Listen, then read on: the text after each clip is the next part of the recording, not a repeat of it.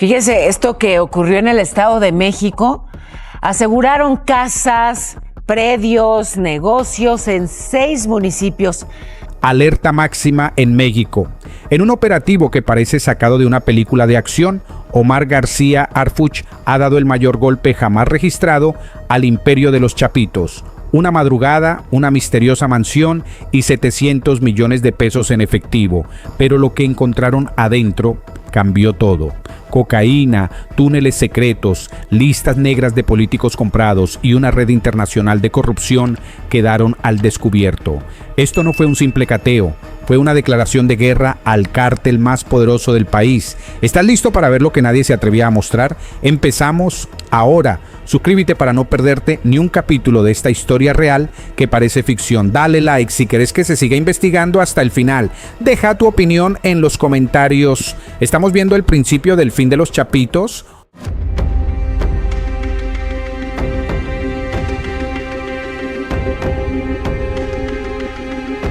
Capítulo 1. La madrugada que cambió todo. 3:42 de la madrugada. La luna apenas se asomaba entre las nubes densas que cubrían la sierra de Badiraguato. El silencio era absoluto. No había grillos, no ladraban los perros, no se movía una hoja, pero no era tranquilidad.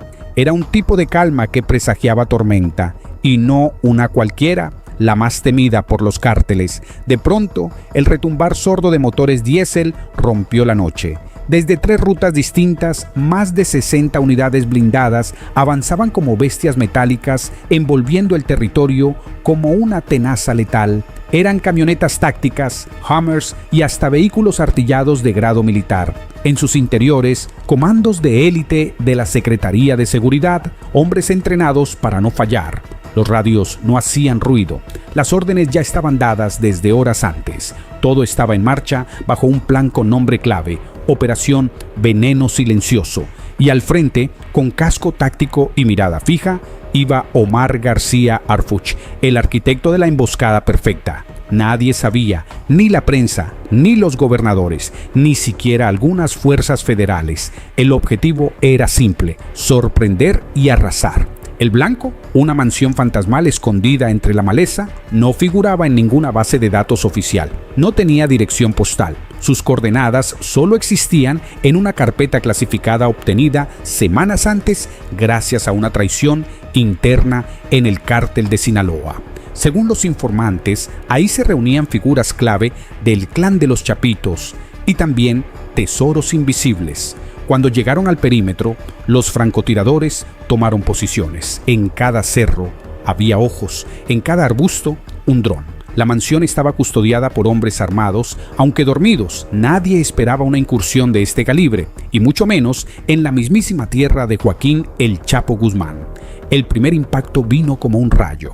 Explosivos C, 4 colocados con precisión milimétrica, reventaron la entrada principal.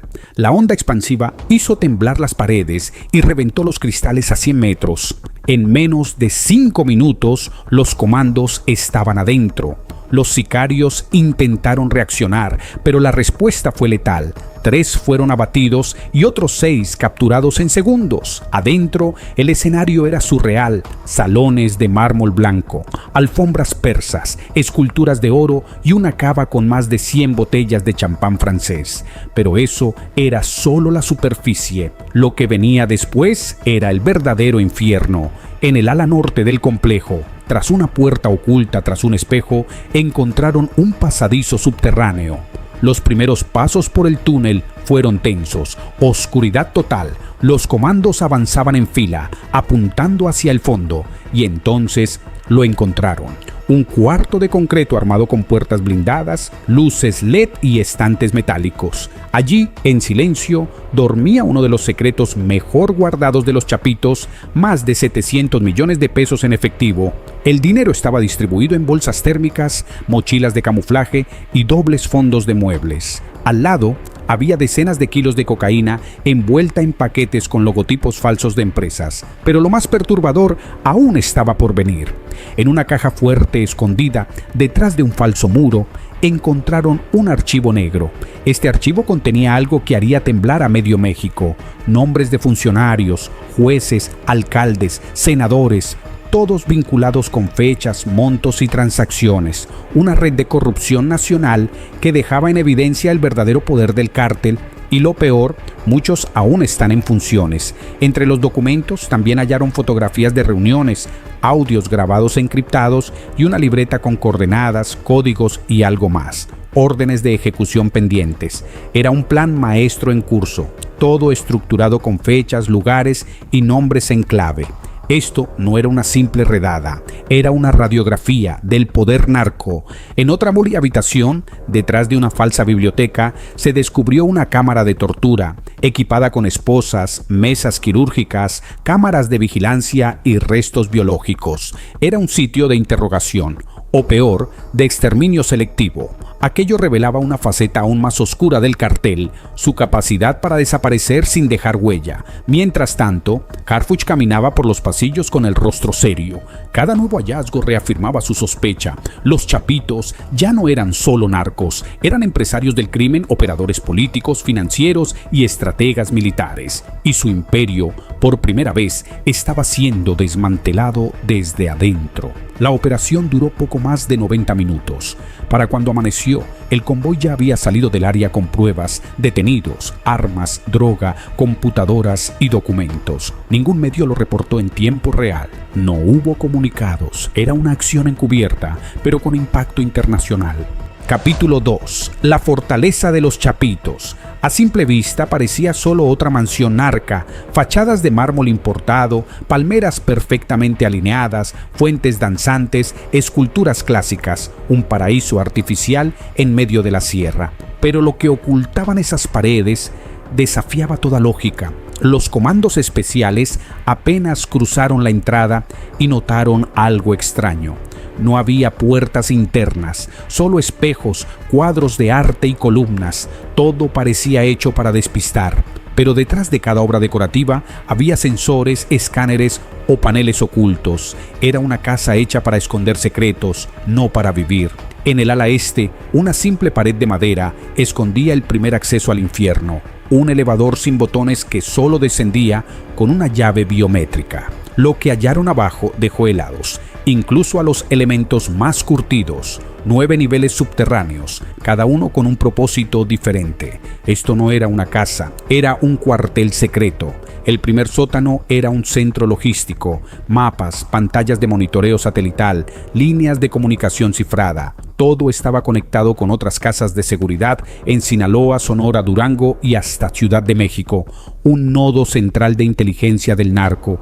Allí, los chapitos controlaban en tiempo real los movimientos del cártel. El segundo nivel tenía lo impensable: hangares subterráneos, literalmente pistas ocultas donde cabían avionetas ligeras y helicópteros. Las puertas eran rampas camufladas con vegetación artificial. Según documentos hallados ahí, al menos 40 vuelos clandestinos salieron desde esa base en los últimos 3 meses. En el tercer y cuarto nivel, cámaras frigoríficas repletas de cocaína. Cada cuarto estaba herméticamente sellado con temperatura constante de -5 grados Celsius y etiquetado con códigos que hacían referencia a destinos internacionales: Canadá, Alemania, Sudáfrica, más de 400 toneladas listas para ser distribuidas, un imperio congelado. Pero eso no era todo. Al llegar al quinto nivel, encontraron una bóveda circular. No tenía cerradura visible. Era como una caja fuerte gigante empotrada en concreto. La abrieron con explosivos de precisión y lo que vieron adentro era dinero como nunca antes se había visto en un solo lugar. Más de 700 millones de pesos en efectivo, distribuidos en fajos, maletas, valijas diplomáticas y cajas numeradas. Pero no era solo moneda mexicana, había euros, dólares, yenes y hasta francos suizos. Un banco privado en el subsuelo. Pero lo verdaderamente moderno estaba en el siguiente cuarto: cientos de criptomonedas almacenadas en cold wallets, tablets con movimientos financieros que conectaban con paraísos fiscales, inversiones en empresas legales y contratos firmados por figuras del mundo inmobiliario.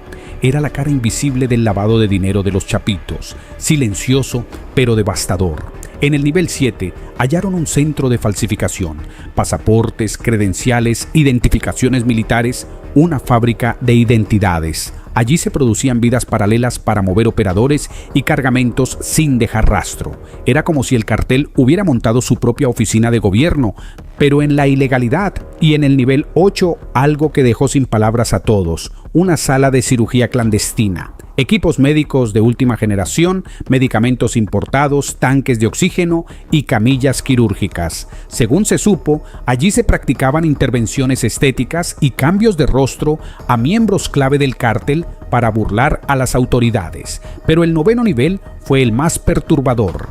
Allí estaban los cuartos de castigo, celdas sin luz, sin ventilación, con paredes insonorizadas. Algunas contenían restos biológicos, señales de tortura, rastros de sangre seca. Era el núcleo más oscuro de la operación, un centro de detención clandestina, un pequeño Guantánamo en manos del narco. Cada rincón de la fortaleza tenía tecnología de punta, seguridad militar y secretos que hablaban de una organización no solo poderosa, sino con inteligencia, estructura y visión empresarial. Los chapitos habían construido no solo un refugio, habían edificado un estado paralelo.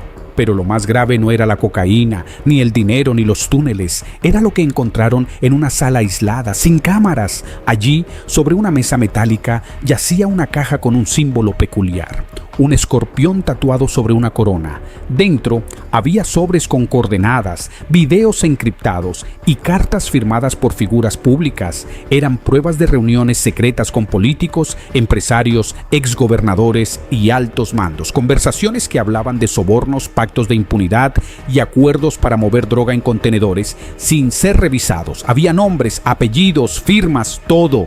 Con esa caja cayó la última máscara. El cártel no operaba solo. Había tentáculos que lo conectaban con el poder civil, militar y económico. Esa noche no solo cayeron toneladas de droga y millones de pesos, cayó una red de mentiras que llevaba años infiltrada en el corazón del país. Capítulo 3. El muro del horror. Cuando creían haberlo visto todo, una última puerta los detuvo. No tenía cerradura común ni código visible, solo una pantalla biométrica que pedía escanear el iris de alguien que ya no estaba vivo. Fue necesario usar la base de datos del SAT, la Policía Ministerial y un programa experimental del Ejército para forzar su apertura. Detrás de ese umbral de acero no había droga ni dinero, tampoco armas. Lo que encontraron fue peor: una sala fría, sin ventanas, sin sonidos, solo el zumbido de la electricidad y una única pared cubierta, completamente cubierta, de fotografías. Era un muro de corrupción viva, más de 400 retratos impresos en papel grueso. Jueces, alcaldes, senadores, coroneles, generales, fiscales, jefes de policía, burócratas, periodistas, todos con nombre, apellido, alias y una fecha. Abajo, junto a cada foto, había un monto exacto en pesos, dólares o criptomonedas, como si fueran fichas de casino o tarifas de un catálogo. Había notas a mano, garabatos en tinta roja, fechas de reuniones y números de cuentas bancarias. Era una contabilidad macabra, pero perfectamente organizada. Algunos estaban marcados con una X negra, otros con un círculo rojo, y unos pocos tenían la leyenda intocable, escrita con marcador plateado. Todo indicaba que ese muro era el directorio interno de operaciones del cártel, quién colaboraba, cuánto cobraba y qué función cumplía. Harfuch no dijo nada al verlo, solo se acercó en silencio, examinó la fila superior y se detuvo. Había rostros conocidos, muy conocidos: un exsecretario de Defensa Nacional, un actual gobernador del norte, un alto funcionario del SAT, una periodista de renombre, un juez federal, todos allí con sonrisa congelada, como un altar perverso del poder comprado. En el centro del muro, una placa metálica: lealtad comprada, no se traiciona, se ejecuta. Era el lema interno de los chapitos para controlar su red de contactos. Quien se salía del trato, desaparecía. Quien hablaba, moría. Quien obedecía, se enriquecía. En los archivos adjuntos a la sala había videos, audios, capturas de pantalla y mensajes de voz que documentaban cada transacción. Eran pruebas irrefutables de sobornos, entregas en efectivo, pagos en propiedades, inversiones falsas y hasta favores sexuales usados como moneda de cambio. Uno de los videos mostraba a un jefe militar recibiendo un lingote de oro a cambio de liberar una zona de patrullaje en el Triángulo Dorado. Otro mostraba una reunión en un yate en Cancún entre un operador financiero del cártel y un senador en funciones. No era solo evidencia, era dinamita. El descubrimiento fue tan explosivo que Harfuch ordenó cortar toda señal en la zona. Ni un solo dato podía salir sin su control. Tomó una foto con su celular personal, lo guardó en una caja fuerte móvil del ejército y luego dio la orden. Confisquen absolutamente todo. Nadie toca esto sin mi autorización. En esa bóveda no solo se expuso la estructura del narco, se reveló el pacto tácito entre crimen y Estado. Una maquinaria de impunidad aceitada con millones. El cártel no se infiltró, ya estaba dentro, operando con nombres, trajes y corbatas. Las caras en ese muro no eran delincuentes buscados, eran funcionarios activos, elegidos por voto popular o designados por el mismo gobierno. Y eso convirtió el hallazgo en el golpe más letal que Harfuch pudo haber dado. Sin disparar una sola bala, cuando la tropa salió, la noche ya caía otra vez sobre la sierra, pero el silencio era distinto, ya no era tenso, era un eco de miedo, porque lo que acababan de descubrir iba a sacudir el tablero nacional. Y todos lo sabían. La pregunta era, ¿qué harían con esa información? ¿La publicarían? ¿La enterrarían? ¿La usarían como moneda? ¿O alguien más intentaría recuperarla antes de que hablara? Porque un muro puede ocultar secretos, pero también puede desatar una guerra sin retorno. Y ese muro ya estaba manchado de sangre desde antes de ser descubierto. Capítulo 4. El efecto dominó. El golpe en Badiraguato no fue solo un cateo, fue la primera ficha de una cadena planeada con precisión quirúrgica. En las siguientes 48 horas, el mapa del narco se sacudió como nunca antes. 25 cateos simultáneos, 4 estados, cientos de agentes. El enemigo no dormía, pero esta vez lo sorprendieron de frente. Las órdenes venían directamente desde el centro de inteligencia de Harfuch, sin comunicados, sin televisión, sin margen para filtraciones. Guadalajara, Culiacán, Tijuana, Hermosillo. 4 nodos críticos del imperio de los Chapitos, atacados en una operación sincronizada al segundo. En Guadalajara irrumpieron en una finca de lujo con vista al lago de Chapala.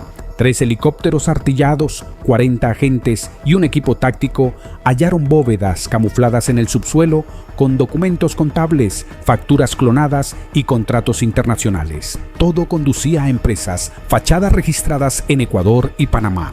En Hermosillo reventaron un taller mecánico en apariencia común, pero en el subsuelo, escondido tras una plataforma hidráulica, se escondía un centro logístico de lavado de dinero. Allí se hacían transferencias millonarias en criptomonedas y se generaban tarjetas prepagadas con logos falsos de bancos suizos. En Culiacán atacaron 2 residencias y una bodega industrial al mismo tiempo. En la bodega encontraron algo que cambió el curso de la investigación: rutas de embarque hacia Europa, pagos a agentes de aduana en Manzanillo y un contrato con una naviera ficticia con sede en Valencia, España. Tijuana fue el punto más caliente. En una casa a 5 cuadras de la frontera, descubrieron túneles recién construidos con ventilación, iluminación LED y señal Wi-Fi subterránea. Por allí pasaban armas, cocaína rosa y fentanilo, todo disfrazado en cajas de electrodomésticos. Pero lo más grave no fue en el tráfico, fue lo que encontraron en las laptops incautadas. Registros en tiempo real de sobornos a funcionarios de migración, autoridades portuarias y hasta empleados de aerolíneas internacionales. El sistema estaba corrompido hasta el hueso. Cada hallazgo disparaba una nueva alerta. Cada computadora desbloqueada revelaba otra red, una cadena infinita de corrupción corporativa, política y aduanera que sostenía el imperio de los Chapitos como un pulpo con tentáculos en 3 continentes. Lo llamaron Operación Dominó porque cada descubrimiento tumbaba el siguiente. Una ficha empujaba otra y otra y otra. El rompecabezas se armaba solo, pero el tamaño del monstruo era más grande de lo que imaginaban. La DEA, el FBI y Europol pidieron acceso inmediato a la evidencia. España, Bélgica y Francia activaron alertas de colaboración transfronteriza, convencidos de que el cártel mexicano ya tenía base operativa en puertos europeos clave. En Ecuador, 3 empresas registradas en Guayaquil aparecieron vinculadas al esquema. Una de ellas, Inversiones Lomas S.A., fue utilizada para comprar maquinaria agrícola usada, que nunca salió del puerto. Era el camuflaje perfecto para esconder toneladas de droga líquida. En paralelo, Interpol detectó que varios nombres vinculados al Muro del Horror estaban saliendo de México con identidades falsas. Algunos en vuelos privados, otros por vía terrestre hacia Centroamérica. El efecto dominó ya no era solo judicial, era político y diplomático. Los medios oficiales seguían en silencio, pero en redes sociales comenzaron a circular videos filtrados, audios manipulados y fotos que mostraban a políticos y empresarios clave evacuando sus oficinas. El sistema colapsaba desde adentro. Harfuch no aparecía en público, solo enviaba mensajes cifrados a sus equipos. Sabía que lo que habían tocado era una caja de Pandora y que las represalias podían llegar en cualquier momento. Pero retroceder ya no era una opción. La estructura financiera de los Chapitos, que parecía intocable durante años, ahora se desmoronaba como fichas de dominó lanzadas por su propio arquitecto. Cada caída exponía a otro, cada nombre revelado valía millones o una sentencia de muerte. Lo que empezó como un cateo en la sierra se había convertido en una operación internacional sin precedentes. El narco estaba herido, el Estado estaba expuesto y las consecuencias apenas comenzaban a brotar. Porque en este juego, cuando la primera ficha cae, no hay forma de detener las demás.